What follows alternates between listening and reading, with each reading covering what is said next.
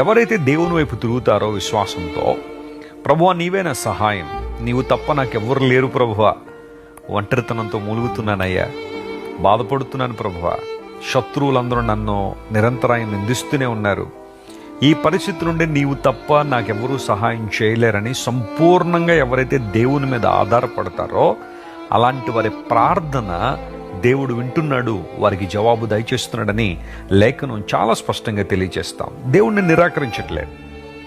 కొన్నిసార్లు భక్తిలో కొనసాగుతున్నప్పటికీ, ప్రార్థనలో ఎదుగుతున్నప్పటికీ, వాక్య సంబంధం ఉద్యోగంలో కొనసాగుతున్నప్పటికీ అపవాది అంటూ ఉంటాడు మన చెవుల్లోనికి వచ్చి, నీ ప్రార్థనలు దేవుడు ఏమీ వింటలా, ఆయన నేను నిరాకరించేశాడు, ఆయన నేను ప్రక్కన పెట్టేశాడు, అందరి ప్రార్థనలు వింటాడు కానీ నీ ప్రార్థన వింట కాబట్టి నువ్వు ప్రార్థన చేయాల్సిన అవసరం లేదు, నువ్వు భక్తి చేయాల్సిన అవసరం లేదని అపవాది చాలాసార్లు అబద్ధికుడు కాబట్టి అబద్ధాలు చెబుతూ ఉంటాడు.